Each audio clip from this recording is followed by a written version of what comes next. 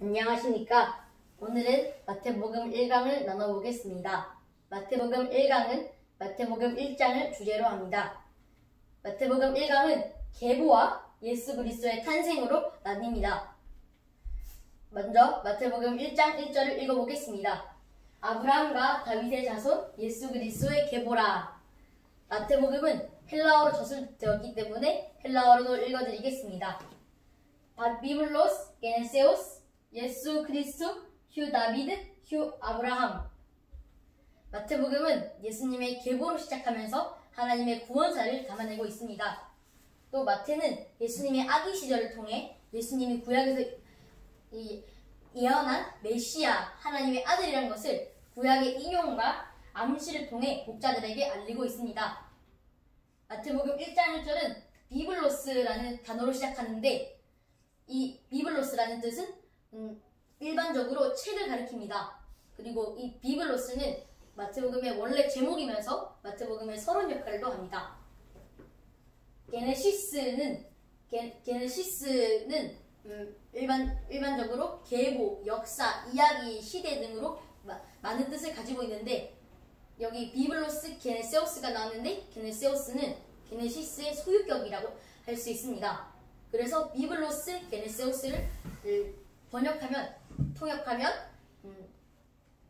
계보의 책, 역사의 책 이렇게 해석할 수 있습니다. 또 마태복음에서는 유일하게 마태복음 19장 28절에서 할린게네시아라는 단어를 말하고 있는데 할린게네시아는 새 시대라는 뜻을 포함하고 있습니다. 또 마태복음에서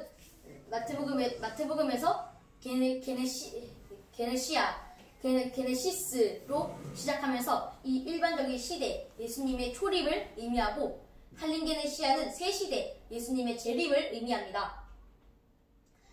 그리스도는 또 예수 그리스도라고 나오는데 그리스도는 기름 부음 받은 자를 뜻하는 히브리어의 메시아의 헬라어 칭호를 뜻합니다. 메시아는 구약 성경부터 나오고 이스라엘 백성은 항상 외국에서부터 고통을 받았기 때문에 항상 메시아를 기대하고 기다리고 있었습니다. 마태는 또 유대교에서 가장 널리 사용된 메시아의 칭호인 다윗의 아들, 다윗의 자손을 사용하므로 예수님이 다윗 왕의 계보를 따른 왕적 메시아인 것을 강조합니다. 또 다윗의 아들이란 칭호는 예수님이 낮은 자들을 향한 긍휼을 표현할 때 사용됩니다. 마태복음 9장 27절 또는 12장 23절 등 여러 구절에서도 예수님이 긍휼을 베풀 때, 맹인들을 치유하고 어린이들을 만나실 때 또 낮은 자들이 예수님께 다윗의 아들이여 긍휼을 베푸소서라고 부탁을 할 때 사용되는 칭호입니다. 또 다윗의 아들은 씨와 하나님의 아들, 이새의 뿌리, 다윗의 가지 등 구약에서 사용된 여러 칭호는 모두 다 유대교의 메시아 기대사상을 반영한 것입니다. 다윗의 아들을 인정하는 내용을 담고 있는 4가지 본문에서는 유대 지도자들이 아닌 오히려 어린아이, 장애인, 이방인들이 예수님을 다윗의 아들이라고 부르면서 예수님이 다윗의 자손, 아들인 것을 인정하고 도움을 요청합니다. 참으로 신기하게도 원래 가장 유대적인 칭호인 다윗의 아들은 유대 지도자들이 아주 잘 알고 있어야 하는데 그럼에도 불구하고 유대 지도자들은 예수님을 다윗의 아들인 것을 인정하지 않고 도리어 예수님을 죽일 계획을 세우지만 하지만 장애인, 이방인들, 맹인들은 예수님을 다윗의 아들이라 인정하며 도움을 구합니다. 아브라함의 아들이라고 나옵니다. 아브라함은 이스라엘의 역사의 출발점입니다. 하나님이 아브라함에게 약속한 너를 통해 천하 만민이 복을 받을 것이다 라는 말은 아브라함의 후손인 예수님을 통해서 만민이 복을 받다, 즉 구원을 받을 것이다 라고 해석할 수도 있습니다. 1세기 유대인들은 아브라함이 이스라엘의 조상일 뿐만이 아니라 유대교의 첫 계종자로도 여겼는데 세례요한은 아브라함의 자손이라 자부하던 유대인들, 서기관들, 바리새인들에게 유대 지도자들에게 혈통적인 아브라함의 자손이 아니라 회개에 합당한 열매를 맺는 사람들이 아브라함의 자손이라고 말했습니다. 한번 마태복음 3장 8절에서 9절을 읽어보겠습니다. 그러므로 회개에 합당한 열매를 맺고 속으로 아브라함이 우리 조상이라고 생각하지 말라. 내가 너희에게 이르노니 하나님이 능히 이 돌들로도 아브라함의 자손이 되게 하시리라. 그래서 우리도 마찬가지입니다. 우리도 회개의 열매를 맺고 아브라함의 자손이 되어서 구원을 받고 복을 받아야 합니다. 고대 사회에서 마태복음 1장에 나오는 계보와 역대기에서 나오는 계보를 비교해보면 큰 차이가 있을 수 있는데, 고대 사회에서 계보의 목적은 혈통을 정확하게 제시하는 것이 아닌 저자의 목적에 따라서 바뀌는 것이었습니다. 계보 안에 반드시 모든 사람이 들어갈 필요는 없었고 저자의 생각에 따라 축소되거나 추가되었습니다. 구약과 1세기 당시 유대인들의 계보에서 몇몇 이름이 빠지는 것은 제외되는 현상은 당연히 나타난 것일 수도 있고, 아니면 어떤 저자는, 계보의 저자는 모든 사람이 들어간다 라고 생각하면 그렇게 들어가고, 모든 사람이 들어가지 않아도 된다 라고 생각하면 다 넣지 않았습니다. 마태복음 1장의 계보에서는 누구누구가 누구누구를 낳았다, A가 B를 낳았다 라는 공식이 있습니다. 마태는 일부 왕들을 제외시켜서 메시아의 계보를 세계 14대, 14대로 나누는데, 이것은 게마트리아 방식, 이름을 숫자로 바꾸는 기술인데, 다윗의 히브리어 이름의 대칭한 숫자가 14이기 때문에 세계의 14대로 나눈 것입니다. 다윗은 왕이기 때문에, 하나님과 언약한 왕이기 때문에 이 마태가 14대로 다윗의 게마트리아 방식에 대칭하는 14로 한 것은 예수님이 메시아, 왕적 메시아인 것을 강조하기 때문입니다. 이제 본격적으로 계보에 대해서 알아보겠습니다.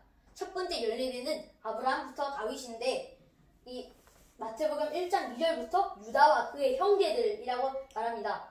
여기서 그의 형제들은 옛날 이스라엘처럼 포로에 있었던 것처럼 속박과 핍박을 함께 받은 공동체를 의미합니다. 이 용어는 마태복음에서 예수님께서 제자들을 가르치실 때 반복해서 사용됩니다. 그의 형제들이란 말은 계보에서 그의 형제들을 사용함으로써 하나님의 백성들은 핍박 가운데서도 한 백성으로 결속되며 유다 같은 희생적인 메시아를 통해 결속된 백성이 회복될 것을 암시합니다. 그래서 이렇게 핍박을 받아서 예수님을 믿는 사람들이 전 세계에 흩어졌지만, 예수님이 다시 재림하시면 예수님인 메시아를 통해서 우리 예수님을 믿는 사람들은 모두 한 백성으로 다시 결속될 것입니다. 계보에서 4명의 여자들이 나오는데, 첫 번째 여자는 룻입니다. 이 특징이 있는데, 이 4명의 여자들은 모두 이방인 출신입니다. 룻은 모압 출신으로 여호와의 날개 아래에 들어와 상을 받았다라고 룻기에서 말합니다.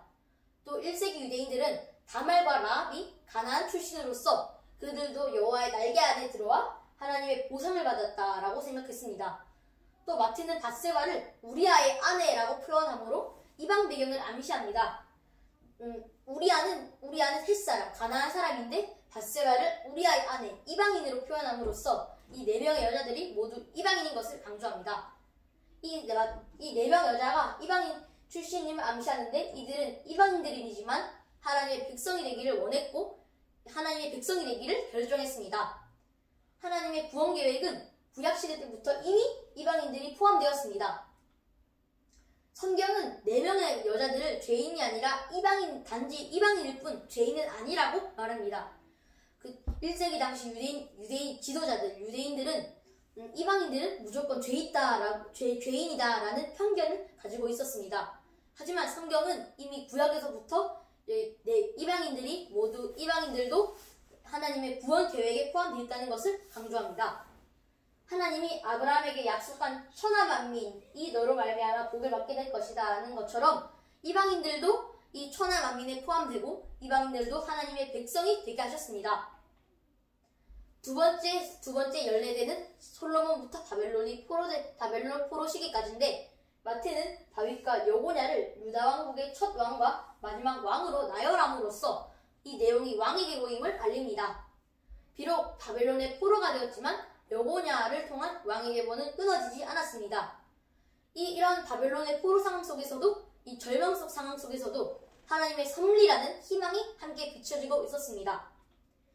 여기서 여고냐가 누구냐는 의문이 생길 수 있을 텐데, 여고냐는 형제들 이스라엘 백성을 위해서 이 성전과 예루살렘 성이 파괴되지 않기를 위해서 자신이 대신 혼자서 수치를 당했습니다.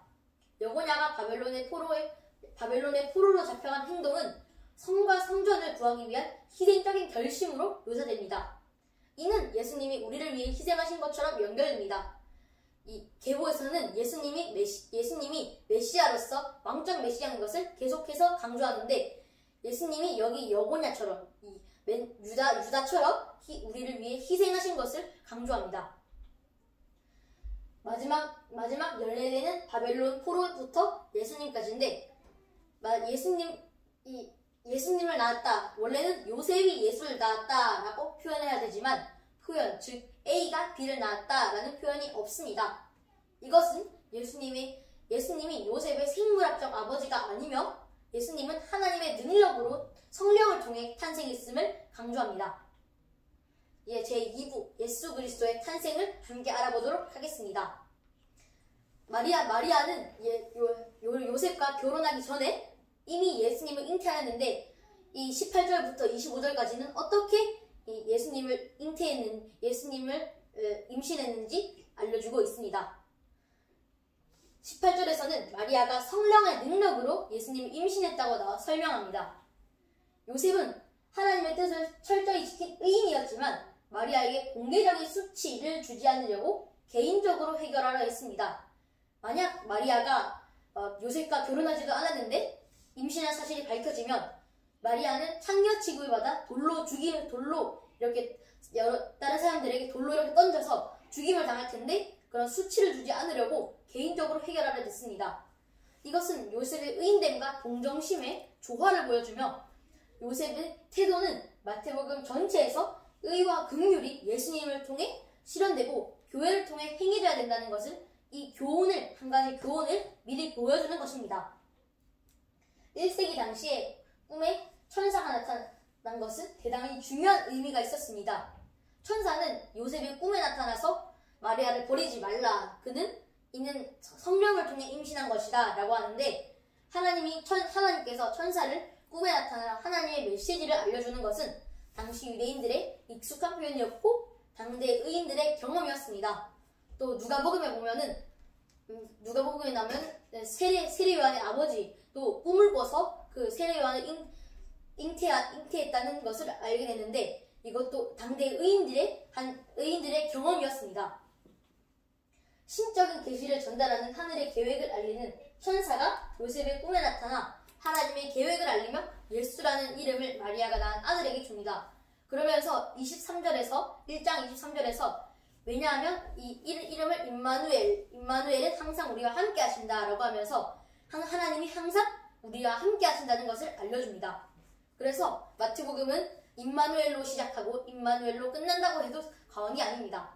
1장 23절에서 임마누엘로 시작하고 28장 20절에서도 항상 함께 한다고 하면서 하나님께서 우리와 항상 함께 하신다는 것을 임마누엘을 통해 암시하고 있습니다. 예수라는 말은 히브리어로 예수아의 헬라어 형태이며, 천사는 이 이름을 주며 메시아의 구원자 역할을 합니다. 죄는 하나님과 인간의 관계를 분리시키고 또 분리는 포로나 속박 상태로 나타나지만, 예수님의 구원은 임마누엘의 복을 선사합니다. 이 복은 하나님 우리와 항상 함께 하신다는 건데, 이 함께 하심이 구원을 가능하게 하고 만들고 또 구원받은 열매를 맺게 함으로써, 회개에 합당한 열매를 맺게 함으로써 임마누엘은 구원의 방식이며 구원의 결과이기도 합니다. 20장 28절은 예수님께서 인자로서 많은 사람들을 대신해서 자신의 목숨을 많은 사람의 대속물로 내어줌으로써 죄의 결과 사망에서 구원해내서 생명으로 인도한다는 것을 설명합니다. 예수님은 마지막 만찬에서 예수님은 자신의 죽음이 죄의 용서를 가능하게 한다고 선언하십니다. 또 위기의 순간에서 이사야는 남쪽 왕국의 왕인 아하스에게 하나님의 구원을 상징하는 표적이 나타날 것이다 라고 하며, 이 표적은 젊은 여자가 임마누엘이라는 아이를 날 것이다 라고 알린 것이었습니다. 이 임마누엘인 아이가 태어나는 것은 하나님의 구원 행위가 시작되었고 하나님의 구원 계획이 절정에 달했다라는 것입니다.